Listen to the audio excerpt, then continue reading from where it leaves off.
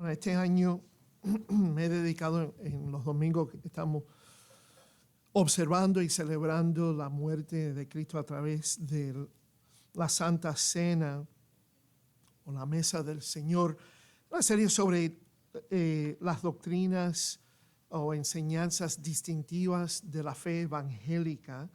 Son doctrinas y enseñanzas fundamentales, esenciales de la fe cristiana, pero hay muchas denominaciones o religiones que profesan ser cristianos, pero no enseñan la Biblia como la inspiración, como la palabra inspirada de Dios y que la Biblia es la palabra de Dios y no exaltan y guardan la palabra de Dios como la autoridad suprema sobre su iglesia o sobre su vida, y no tienen una enseñanza bíblica acerca de la depravación del hombre y acerca de la muerte de Cristo como una muerte sustitutoria en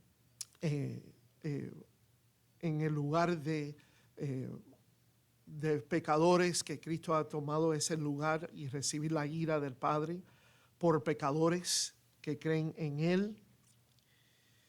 Y la doctrina de la justificación por gracia, solo por la gracia de Dios, mediante la fe en solo Cristo, esa justificación.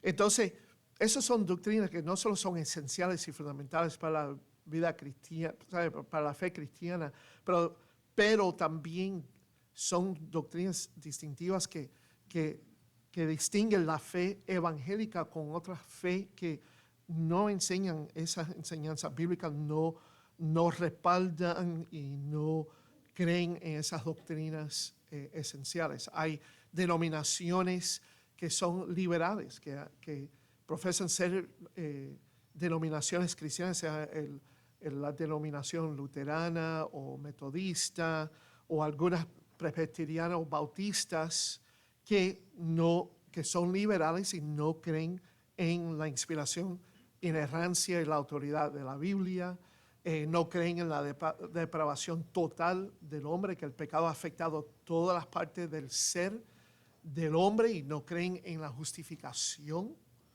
del pecador, que es solo por la gracia de Dios mediante la fe en Cristo, y que la justificación es solo por fe en Cristo y en su muerte como una muerte penal y sustitutoria. Por ejemplo, hay doctrinas esenciales de la fe cristiana que si hay grupos y religiones que creen o profesan creer. Por ejemplo, en la Iglesia Católica creen en la Trinidad. Por eso yo no me enfoqué en la Trinidad, porque esa doctrina de la Trinidad, la Iglesia Católica la cree.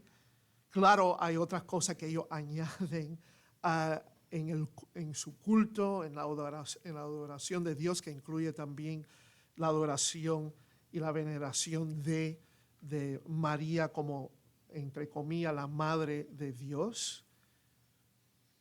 Pero no creen en la justificación, que esa justificación es solo por la gracia de Dios y solo por medio de la fe en Cristo Jesús.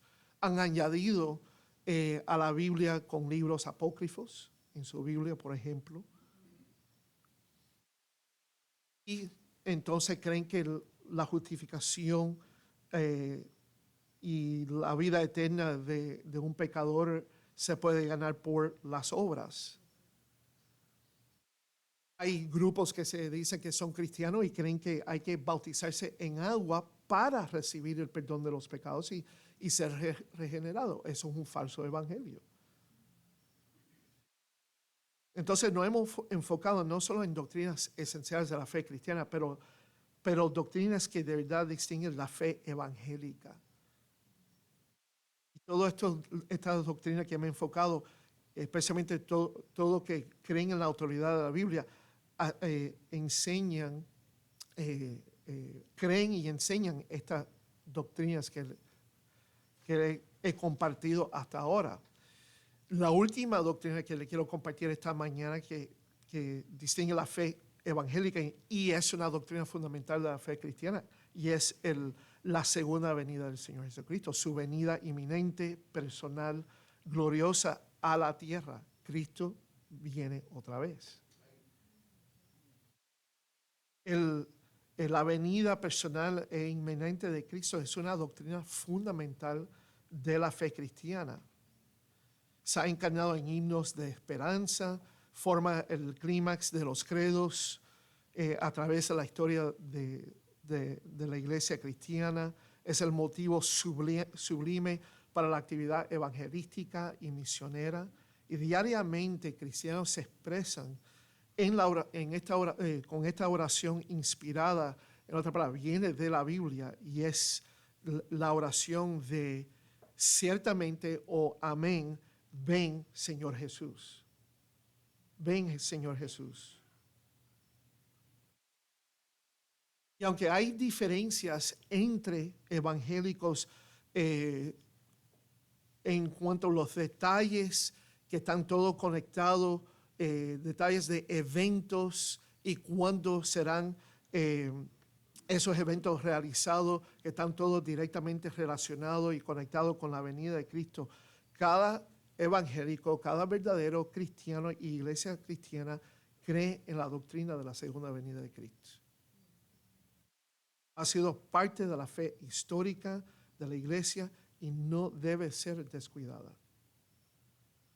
Daniel recientemente enseñó a través del libro de Apocalipsis. Tony también en la escuela dominical enseñó acerca de la doctrina de la segunda venida. Yo creo que le enseñó gran parte también del libro de Apocalipsis.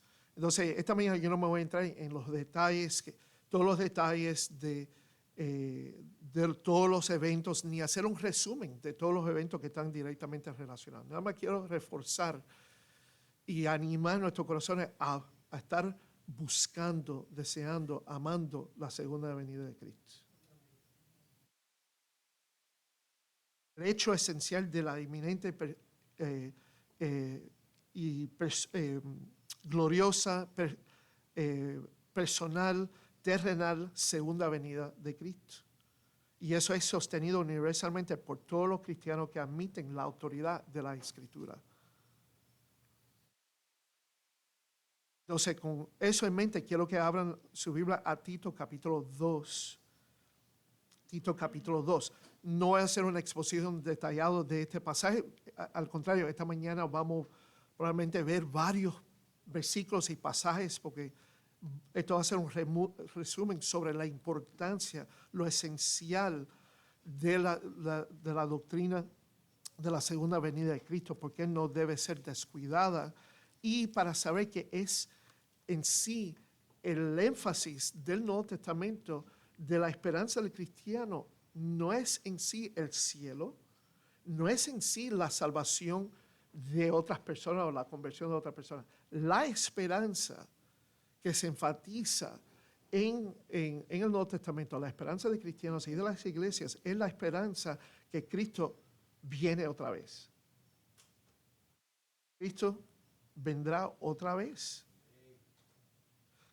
Capítulo 2, comenzando ahí con versículo 11, dice: porque la gracia de Dios se ha manifestado para salvación a todos los hombres, enseñándonos que renunciando a la impiedad y a los deseos mundanos, vivamos en este siglo sobria, justa y piadosamente, aguardando la esperanza bienaventurada y la manifestación gloriosa de nuestro gran Dios y Salvador Jesucristo. 3 observaciones de este pasaje quiero hacer.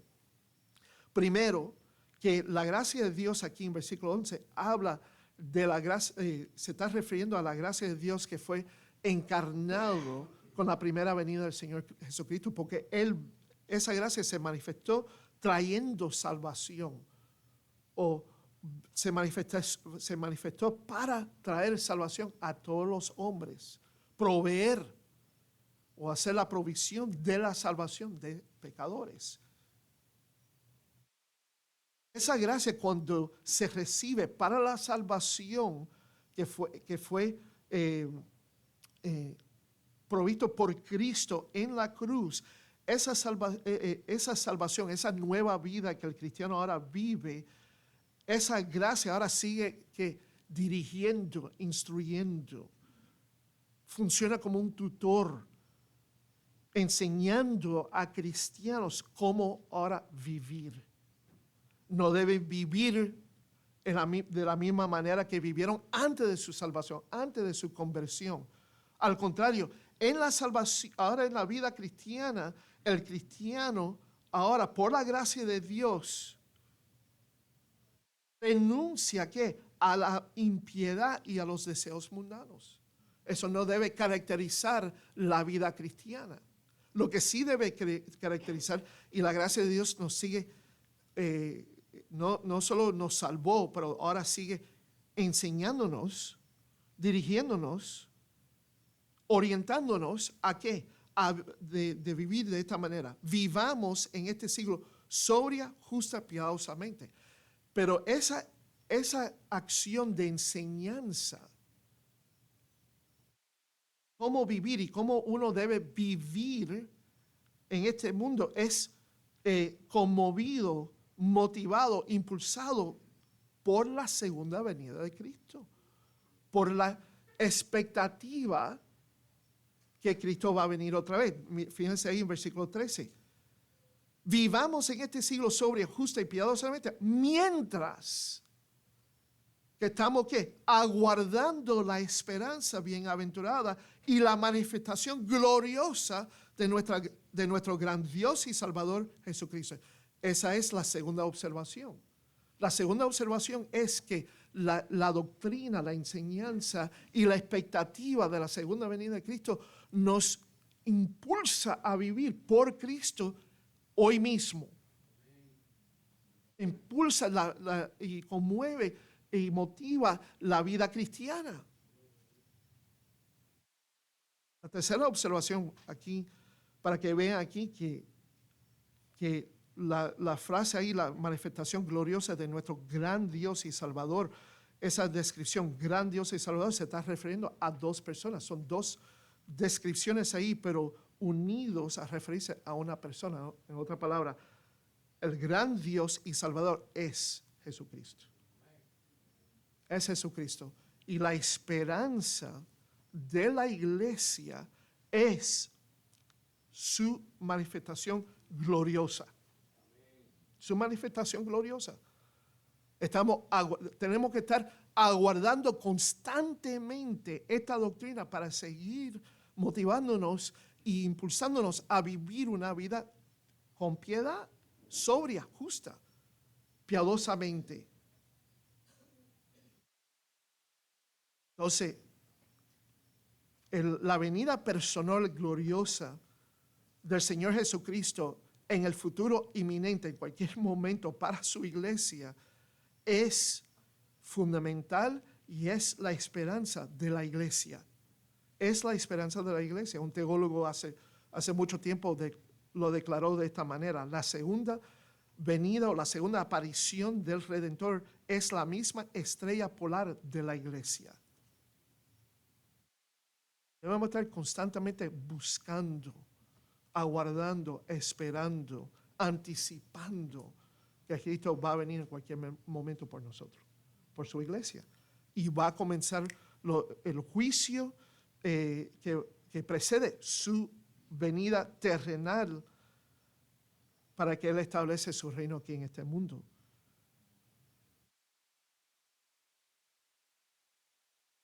Entonces tenemos que estar anticipando todo eso, el juicio de Cristo y su venida terrenal para que establezca el reino mesiánico. Entonces, vemos ahí de Tito, y esto lo vamos a ver también en otro pasaje esta mañana, que la realidad es que la segunda venida de Cristo es la esperanza de la iglesia, o por lo menos la esperanza primordial, ¿verdad? Claro que podemos esperar el cielo, que mientras que Cristo no no ha venido por su iglesia y morimos aquí, y, ¿sabes? Nuestra vida terrenal termina y tenemos la esperanza que vamos a ir al cielo. Y no hay nada malo con esa esperanza, claro que no. Pero el énfasis que se ve en el Nuevo Testamento es que la esperanza primordial del cristiano, de la iglesia cristiana, es la segunda venida de Cristo. Vamos a ver esta mañana 7 realidades que hacen es la segunda venida de Cristo la esperanza de la iglesia. La primera realidad es que Cristo enseñó a sus discípulos a esperar su regreso, a esperar esa segunda venida. En los últimos días del ministerio de Cristo, en esa última, especialmente en esa última semana de su vida, su venida personal al mundo ocupó mucho, su segunda venida al mundo ocupó mucho de sus pensamientos y enseñanzas y lo mantuvo prominente ante las mentes de sus discípulos. Vayan a Mateo capítulo 24. Mateo capítulo 24. Interesante que en la conclusión de Mateo 23, Cristo está entristecido y expresa su lamentación que Jerusalén, su pueblo judío, no lo han recibido como su Cristo, como su Mesías. Entonces, él declara en Mateo 23, 38, he aquí, vuestra casa os es dejada desierta, porque os digo que desde ahora no me veréis hasta que digáis, bendito el que viene en el nombre del Señor. ¿Cuándo eso va a pasar? En la segunda venida de Cristo. Pero fíjense que entonces en ese tiempo Israel entonces van a reconocer que Jesús es el Cristo. Van a ser, la nación va a ser salva. Y ahora van a declarar bendición. Van a elogiar a Él que va a venir otra vez. Pero eso no va a pasar hasta este tiempo. Entonces todavía hay un futuro para Israel. Entonces en capítulo 24 dice, cuando Jesús salió del templo y se iba, se acercaron sus discípulos para mostrarle los edificios del templo. Respondiendo él les dijo, ¿veis todo esto? De cierto os digo que no quedará aquí piedra sobre piedra que no sea derribada. Y ahí estando sentado en el nombre de los olivos, lo que Cristo ha enseñado, ha estimulado a los discípulos a preguntar y hacer dos preguntas, aunque aparenten ser 3 preguntas, pero los últimos 2 vienen juntos. Son estos, se acercaron aparte, privadamente, diciendo a Cristo, ¿cuándo serán estas cosas? ¿Y qué señal habrá de tu venida y del fin del siglo? Ellos sabían que Él vendría de nuevo. Es interesante, Cristo está delante de ellos y todavía están preguntando, ¿qué señal habrá de tu venida? Ya estaban esperando que Él va a venir otra vez.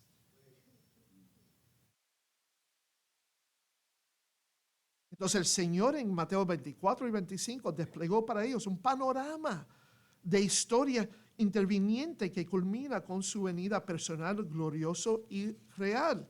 Fíjense en Mateo capítulo 24, versículo 30. ¿Me puedes pasar la botellita de agua ahí, por favor? Hugo, gracias.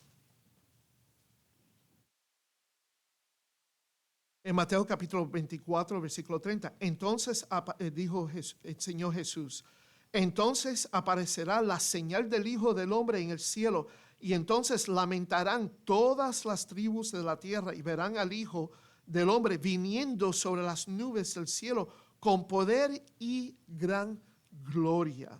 Mateo capítulo 25, versículo 31. Cuando el Hijo del Hombre venga en su gloria y todos los santos ángeles con él, entonces se sentará en su trono de gloria y serán reunidas delante de él todas las naciones y apartará los unos de los otros como aparte el pastor las ovejas de los cabritos. Otra palabra, Cristo va a venir y Él va a juzgar a las naciones. Y esas naciones que han recibido a Jesús como su Salvador, la población de esas naciones entrarán en su reino. Son las ovejas, pero la población de las naciones que rechazaron a Jesucristo hasta ese día, entonces serán apartados, no serán permitidos a entrar en su reino, serán considerados cabritos y sufrirán el infierno eterno. A través de las horas tristes de la noche, de la última noche de la vida de Cristo, en esa última cena con sus discípulos, otra vez los pensamientos de Cristo estaban ocupados con su venida. Los discípulos estaban ansiosos y tristes por la partida inminente de Jesucristo en su muerte. Jesús le dijo que Él no va a estar con ellos ya más tiempo, que Él tiene que irse. Entonces, en esa tristeza y ansiedad, vemos la promesa que Cristo le dio a los discípulos ahí en Juan capítulo 14, versículos 1 al 3. Él consuela a los discípulos con estas palabras. No se turbe vuestro corazón. Creéis en Dios, creed también en mí. En la casa de mi Padre muchas moradas hay. Si así no fuera, yo os lo hubiera dicho. Voy pues a preparar lugar para vosotros. Y si me fuere y os prepare lugar, vendré otra vez y os tomaré a mí mismo, para que donde yo estoy, vosotros también estéis. La cena final del Señor, Él hizo otra vez a los discípulos saber que la próxima vez que cenarán con Él será en el reino de su Padre. En el reino de su Padre. ¿Eso implica qué? Voy a venir otra vez. Y se va a establecer el reino mesiánico sobre esta tierra. Vaya a Hechos capítulo 1. Y es interesante que los discípulos, ahora después de la resurrección de Cristo, Cristo ha estado en comunión con los discípulos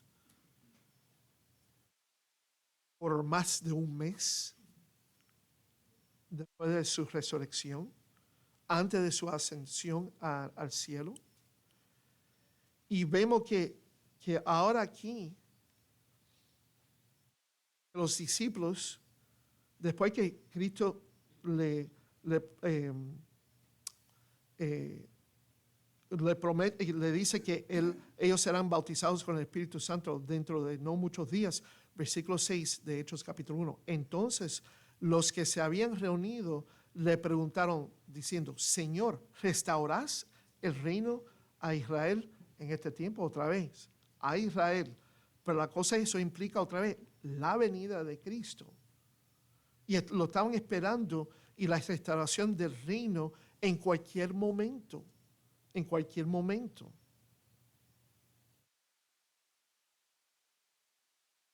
La segunda realidad, no solo que Jesucristo mismo enseñó y dirigió a sus discípulos a esperar por su segunda venida como su esperanza, pero la segunda realidad que hace la segunda venida de Cristo como la esperanza primordial de la iglesia se ve ahí mismo en Hechos capítulo 1, versículo 11. Los ángeles mismos, y hubo dos que enseñaron a los discípulos a esperar la segunda venida de Cristo. Fíjense otra vez ahí en capítulo 1, versículos 9 al 11 de Hechos. Y habiendo dicho estas cosas, viéndolo ellos, fue alzado. ¿Quién fue alzado? Cristo mismo, Jesucristo. Y le recibió una nube que le ocultó de sus ojos. Y estando ellos, hablando de los discípulos ahí, con los ojos puestos en el cielo, entre tanto que él se iba, he aquí se pusieron junto a ellos dos varones con vestiduras blancas, los cuales también les dijeron: varones Galileos, ¿por qué estáis mirando al cielo? Este mismo Jesús que ha sido tomado de vosotros al cielo, así vendrá como le habéis visto ir al cielo. Cristo va a venir otra vez, va a venir del cielo, va a volver otra vez a la tierra. Eso va a ser una venida literal y física. La gente va a poder ver esa venida. La venida de Cristo a la tierra. La tercera realidad que hace la segunda venida de Cristo, la doctrina de la segunda venida de Cristo como la esperanza primordial de la iglesia, es que los apóstoles también enseñaron a las iglesias a esperar y fijar su esperanza en la venida del Señor. Mira lo que Pablo le dice a la iglesia en Corintios en capítulo 1, versículo 7.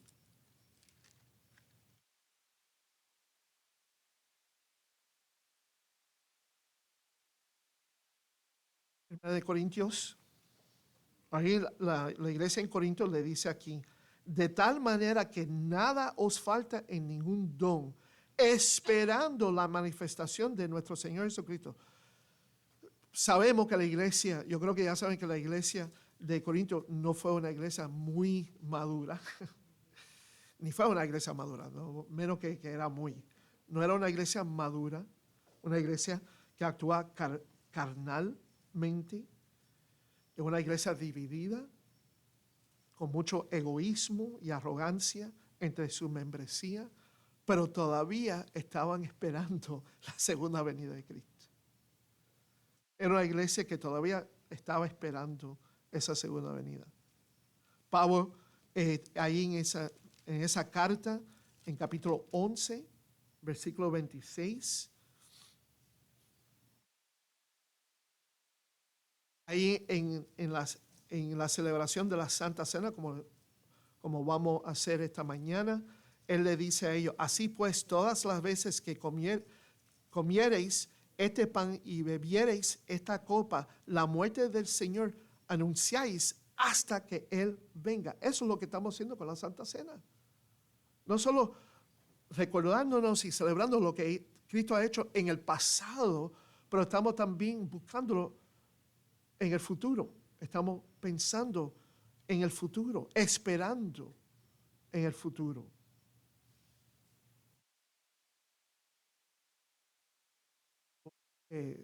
Los incrédulos, cuando hablan de esperar o de esperanza, no pueden ofrecer algo cierto. No tienen nada cierto en sus corazones. Porque la única persona o el único ser que te puede dar palabras ciertas y acontecer todo lo que Él promete es Dios. Es Dios. Todas sus palabras son confiables. Y su palabra acerca de la esperanza de la segunda venida de Cristo es comprobada por la resurrección del Señor Jesucristo.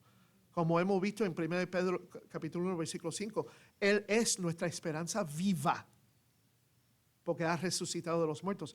Entonces, debido a eso, tenemos una herencia ya en el cielo. Vamos entonces a dar esa herencia en el futuro cuando Cristo venga otra vez. Entonces, muchas veces le decimos: bueno, espero que tú te sientes mejor. Espero que esta situación se mejore en tu vida. Espero, cuando la gente dice eso, y algunas veces usamos las mismas palabras, la gente incrédula no saben por cierto si eso va a pasar. Lo desean, lo sueñan. Amor, tienen cierta expectativa que probablemente hay probabilidades, pero con Dios no hay probabilidades, hay certeza. Hay certeza. Entonces, cuando la Biblia habla de la esperanza de la iglesia, está hablando de una expectativa cierta. Hay una certidumbre ahí con la segunda venida de Cristo. No hay una probabilidad o un sueño. Va a venir. Y hay que estar esperándolo. Hay que estar esperándolo. Pablo escribió a los Gálatas, por lo menos a las iglesias en la región de Galacia, ahí en capítulo 5, versículo 5, le dice, pues nosotros por el Espíritu aguardamos por fe la esperanza de la justicia. ¿Qué esperanza es? La esperanza de la justicia que va a venir con el Señor Jesucristo otra vez. A los Filipenses, en capítulo 3, versículo 20,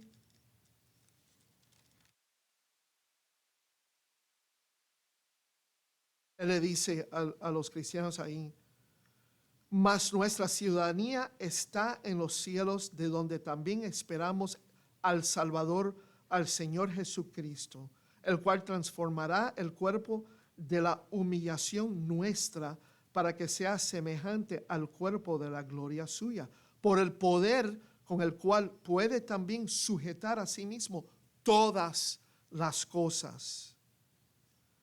A los hebreos el escritor ahí le dice, en Hebreos capítulo 9, versículo 28,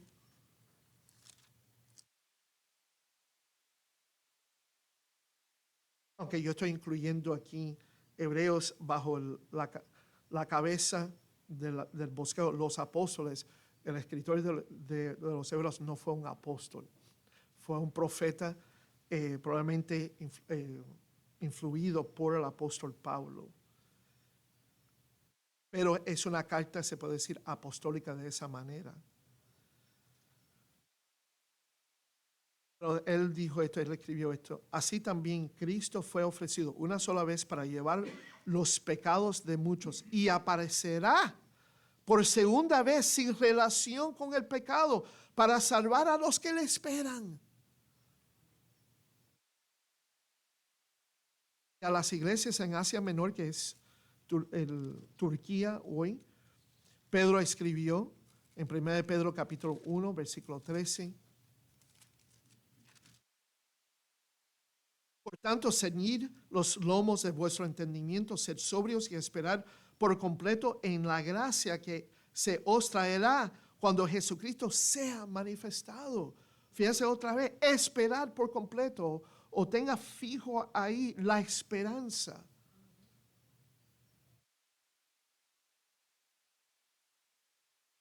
Entonces esa esperanza es cierta, es una realidad del futuro, es una realidad cierta que va a ocurrir en el futuro, que va a suceder en el futuro y se va a realizar con la venida del Señor Jesucristo. Y esa venida es una gracia a todos nosotros que creen en Él.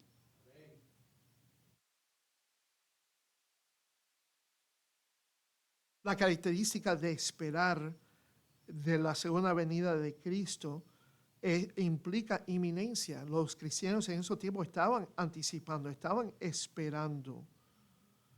Y tal como ellos, todavía tenemos que estar anticipando y esperando que en cualquier momento Cristo vendrá por su iglesia y comenzará su juicio sobre esta tierra. Aquí un teólogo, lo estoy citando. Es evidente que los primeros cristianos no solo miraron hacia atrás a un Salvador que había muerto por ellos, sino hacia adelante a un Salvador que iba a venir. Había dos polos en su conversión. Su fe estaba anclada en el pasado, en los hechos de la muerte y resurrección del Señor, y también en el futuro, en la esperanza segura de su venida. Entonces, todos los cristianos y todas las iglesias verdaderas tenían una actitud expectante, estaban esperando, anticipando la segunda venida de Cristo. Eso ocupó un lugar muy importante en el evangelio que los apóstoles predicaron y los cristianos recibieron. Y eso lo vamos a ver dentro de un ratico en Hechos capítulo 17, versículo 31. Pero eso es la tercera realidad que hace la segunda venida de Cristo como la esperanza primordial de la iglesia. La cuarta realidad es que la santificación del cristiano y de la iglesia de Cristo es en conjunto es una preparación para la segunda venida del Señor. Eh, hay varias, hay varios pasajes que puedo citar aquí, pero déjame citar aquí 1 Tesalonicenses y mantenerme aquí en 1 Tesalonicenses un momento. 1 Tesalonicenses capítulo 3.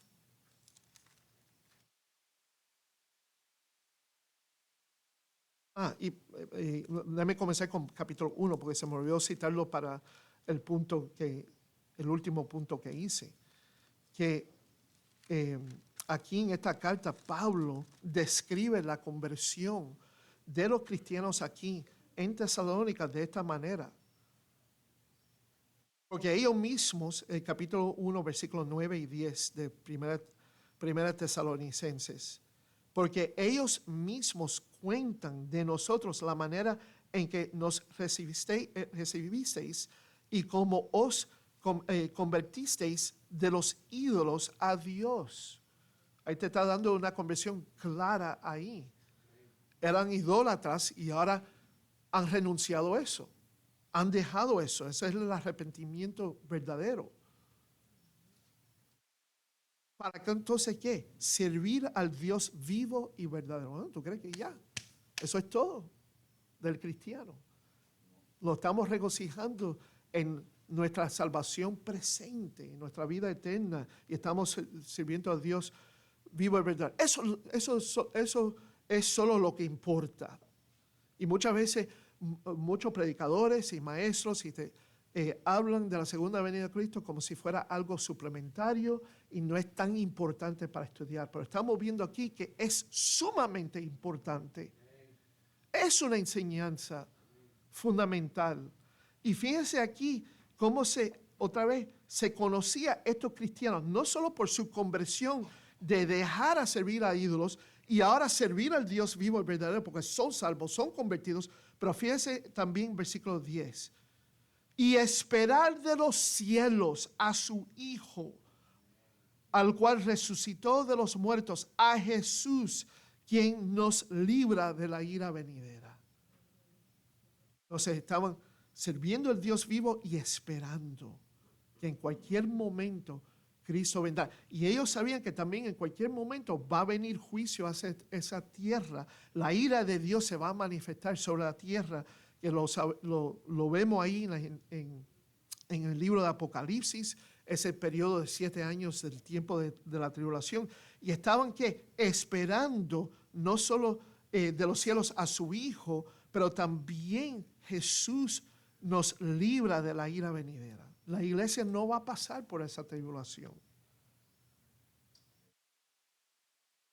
Fíjense también en la oración de Pablo en 1 Tesalonicenses capítulo 3, versículo 11 al 13, que tiene que ver con la santificación de la iglesia. Cómo debe la iglesia estar viviendo en su esperanza de la segunda venida de Cristo. 1 Tesalonicenses capítulo 3, versículos 11 al 13. Mas el mismo Dios y Padre nuestro y nuestro Señor Jesucristo dirija nuestro camino a vosotros, y el Señor os haga crecer y abundar en amor unos para con nosotros y para con todos, como también lo hacemos nosotros para con vosotros, para que sean afirmados vuestros corazones irreprensibles en santidad delante de Dios nuestro Padre en la venida de nuestro Señor Jesucristo con todos sus santos. Otra oración de Pablo en 1 Tesalonicenses capítulo 5, versículo 23.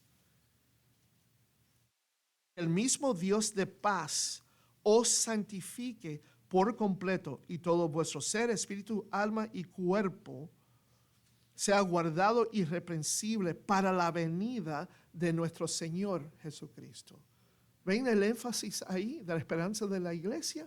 Para purificarla ahora, para que esté viviendo de una manera que agrada y honra al Señor y estar motivada a crecer y abundar en amor y fe. Necesitamos la enseñanza de la doctrina de la segunda venida de Cristo y su venida inminente para su iglesia.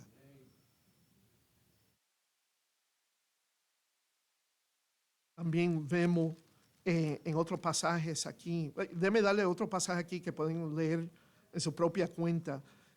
Colosenses capítulo 3, versículo 1 al 4. 1 de Timoteo capítulo 6, versículo 14. Santiago capítulo 5, versículo 7 al 8, que dice ahí que el juez está ya en la puerta. 1 de Timoteo 6, 14. El juez ya está en la puerta. Y Santiago fue la primera carta escrita en el Nuevo Testamento.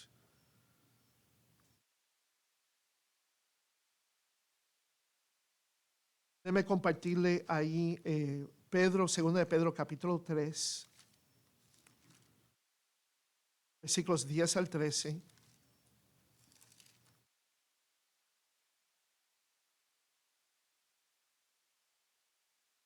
Está la palabra de Dios aquí a través de Pedro, perdón.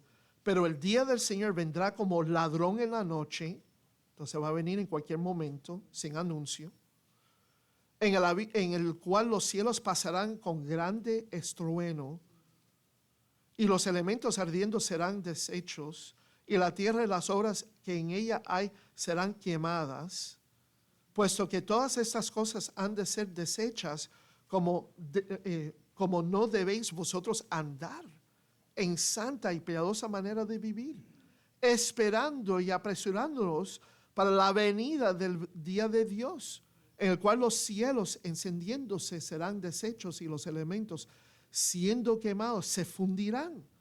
Pero nosotros esperamos, según sus promesas, cielos nuevos y tierra nueva en los cuales mora la justicia. Ahí Pedro está dando un resumen da un panorama de lo que va a pasar en el futuro, comenzando con el día del Señor que se va a iniciar sin aviso en cualquier momento. Pero en el medio de eso es la segunda venida terrenal al Señor Jesucristo. Entonces todo esto se refiere a la segunda venida de Cristo.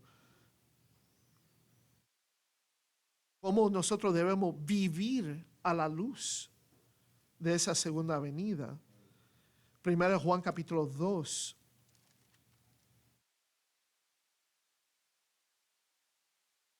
Versículo 28. Y ahora, hijitos, permanecer en él, para que cuando se manifieste tengamos confianza, para que en su venida no nos alejemos de él avergonzados. Si sabéis que él es justo, sabed también que todo el que hace justicia es nacido de él. Mirad cuál amor nos ha dado el Padre, para que seamos llamados hijos de Dios. Por esto el mundo no nos conoce, porque no le conoció a él. Amados, ahora somos hijos de Dios y aún no se ha manifestado lo que hemos de ser, pero sabemos que cuando él se manifieste seremos semejantes a él, porque le veremos tal como él es. Y todo aquel que tiene esta esperanza en él se purifica a sí mismo, así como él es puro. Y debes referirlo otra vez a otro pasaje principal aquí. Yo sé que el tiempo se nos está yendo rápido, pero tengo que volver otra vez a 1 Tesalonicenses capítulo 4. Y no dar una exposición en sí, pero nada más ver otra vez cómo la venida de Cristo para su iglesia, arrebatar a su iglesia y la resurrección de creyentes que han muerto, mientras tanto, es una esperanza, es la esperanza de la iglesia, y que eso debe entonces ser motivo para consolar o alentar los unos a los otros con estas palabras. 1 Tesalonicenses capítulo 4, versículos 13 al 17. Tampoco queremos, hermanos, que ignoréis acerca de los que duermen, para que no os entristezcáis como los otros que no tienen esperanza. Porque si creemos que Jesús murió y resucitó, así también traerá Dios con Jesús a los que durmieron en él. Por lo cual os decimos esto en palabra del Señor, que nosotros que vivamos, que habremos quedado hasta la venida del Señor, no precederemos a los que durmieron, porque el Señor mismo, con voz de mando, con voz de arcángel y con trompeta de Dios descenderá del cielo y los muertos en Cristo resucitarán primero. Luego nosotros los que vivimos, los que hayamos quedado, seremos arrebatados juntamente con ellos en las nubes para recibir al Señor en el aire, y así estaremos siempre con el Señor. Por tanto, alentados los unos a los otros con estas palabras. En capítulo 5, versículos 1 al 10, Pablo entonces habla del día del Señor, pero particularmente la parte del juicio, que lo conocemos como la tribulación, que esto no es un tiempo para esos que son de la luz, pero esto es un tiempo para esos que están en tinieblas. Otra vez, eso indica que la iglesia no va a pasar, no pasará por la tribulación. Pero fíjense que como esa verdad debe estimular todavía la iglesia hoy mismo para seguir comprobando su fe y creciendo en santidad e en justicia.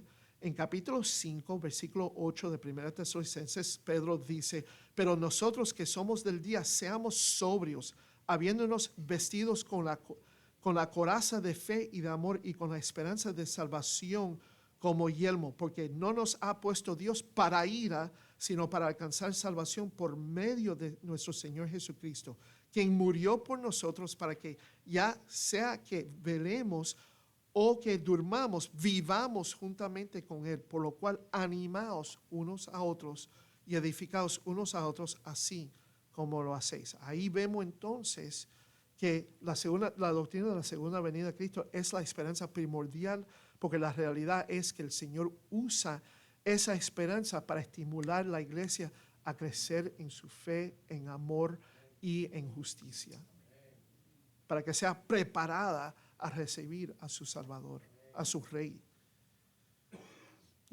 Y vemos a través de Apocalipsis, y esto lo ven en los mensajes de Cristo a las 5 iglesias, particularmente a las 5 iglesias en capítulos 12 y 3, que Él amenaza y le da advertencia a esas iglesias infieles que Él vendrá en cualquier momento. Él está tocando la puerta. Él va a venir como un ladrón en la noche para juzgar si no se arrepiente.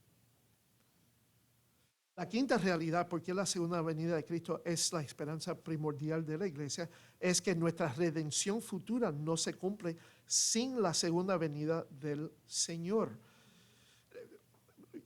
Somos redimidos ya de la condenación eterna que trae la consecuencia de nuestros pecados como pecadores. Somos librados, somos redimidos, comprados con el precio de la muerte de Cristo, con su sangre.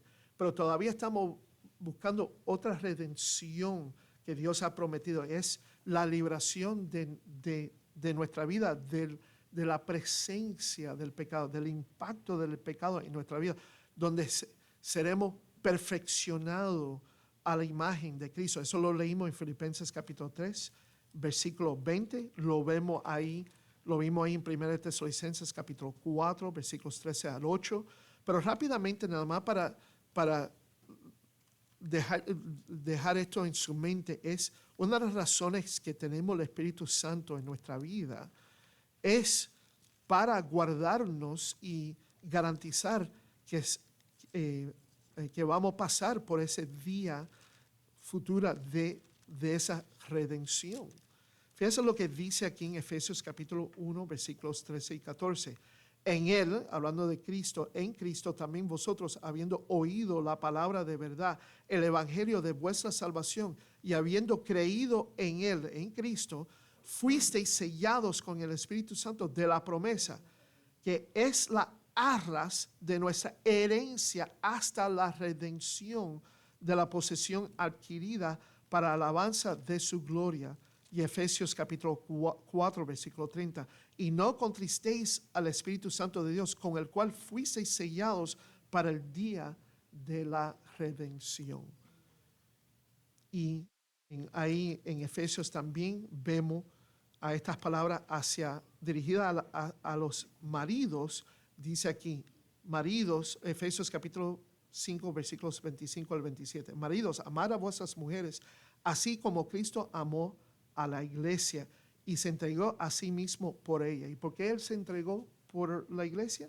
Para santificarla, habiéndola purificado en el lavamiento del agua por la palabra, a fin de presentársela a sí mismo una iglesia gloriosa, que no tuviese mancha, ni arruga, ni cosa semejante, sino que fuese santa y sin mancha. Esa es nuestra esperanza primordial porque somos la esposa de Cristo. Estamos comprometidas a Él.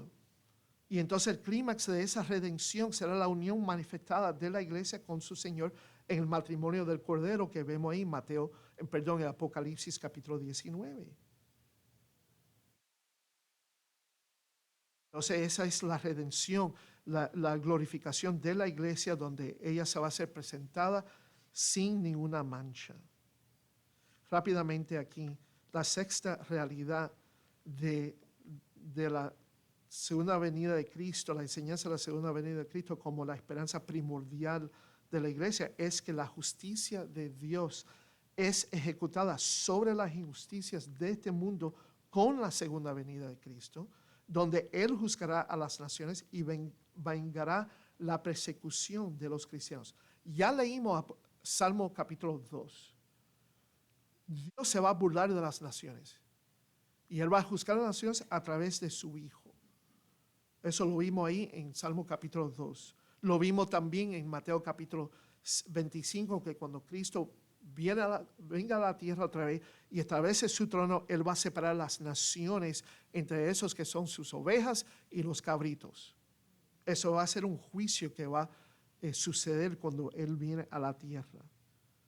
Pero vemos que el evangelio, el mensaje que Él va a haber también un tiempo, esto va a ser un tiempo donde Dios mismo a través de Jesucristo va a tomar su venganza sobre esos que han perseguido la iglesia. Mira lo que dice 2 Tesalonicenses capítulo 1. 2 Tesalonicenses capítulo 1.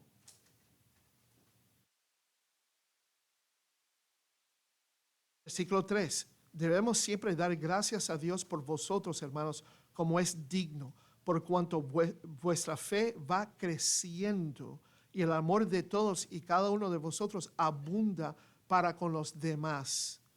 Tanto que nosotros mismos nos gloriamos de vosotros en las iglesias de Dios por vuestra paciencia y fe en todas vuestras persecuciones y tribulaciones que soportáis.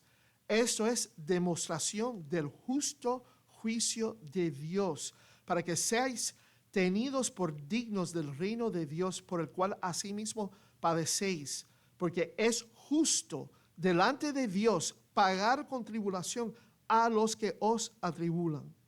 Y a vosotros que sois atribulados, daros reposo con nosotros, cuando se manifieste el Señor Jesús desde el cielo con los ángeles de su poder, en llama de fuego, para dar retribución a los que no conocieron a Dios, ni obedecen al evangelio de nuestro Señor Jesucristo. Por eso es la esperanza primordial de la iglesia, es que Dios va a mostrar su justicia a través de Cristo aquí sobre las injusticias del mundo y va a tomar su venganza sobre esos que han perseguido la iglesia. Y el mensaje del juicio de Dios en la segunda venida de Cristo es o fue parte del mensaje del evangelio que Pablo trajo a los griegos en Hechos capítulo 17. Dijo aquí Pablo, predicándole a los griegos ahí: pero Dios, habiendo pasado por alto los tiempos de esta ignorancia, ahora manda a todos los hombres en todo lugar que se arrepientan, por cuanto ha establecido un día en el cual buscará al mundo con justicia por aquel varón a quien designó, dando fe a todos con haberle levantado de los muertos. Ha establecido un día en la cual que Él juzgará el mundo con justicia. También pueden ver Judas capítulo Judas versículos 14 y 15. Claro, Apocalipsis capítulo 19.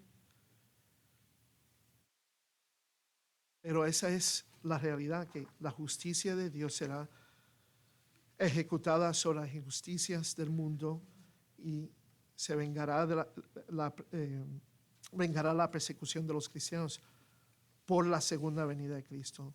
Y finalmente, y esto va a ser una transición a nuestro tiempo ahora de la Santa Cena, pero nuestros actos de adoración, especialmente como iglesia, por ejemplo, como la observación de la Cena del Señor, se hacen con la venida del Señor a la vista. Eso lo hemos visto en Mateo por las palabras de Jesús, pero fíjense lo que dice Pablo en 1 Corintios capítulo 11, versículo 26. Así pues, todas las veces que comiereis esta pan y bebiereis esta copa, la muerte del Señor anunciáis hasta que Él venga. Entonces, el Nuevo Testamento está lleno de advertencias sobre la inminencia e inesperada venida del Señor a la tierra, pero también está lleno de palabras de consolación debido a esa realidad, esa expectativa de la segunda venida de Cristo. Y si tú no estás entregado tu vida al Señor Jesucristo, y Él viene, y va a venir en cualquier momento por su iglesia, entonces serás dejado aquí en la tierra para experimentar el juicio de Dios. Pero si has entregado tu vida al Señor Jesucristo, lo has recibido para el perdón de todos tus pecados, entonces la venida de Cristo entonces no es algo para ser atemorizado, pero para recibir con gran gozo, porque estaremos con Él para siempre en la casa del Padre. Amén. Bueno, vamos a celebrar entonces con eso en mente la Santa Cena. Y no solo mirar hacia atrás lo que Cristo ha hecho por nosotros, pero mirar también hacia adelante, hacia el futuro inminente, por lo que lo va a hacer Cristo. Va a venir otra vez. Orar con esa última oración. Lo voy a pedir, Gilberto, si puedes venir. Hugo, si quieres ayudar y estar orando como termina la Biblia con esta oración. Ven, Señor Jesús. Ven.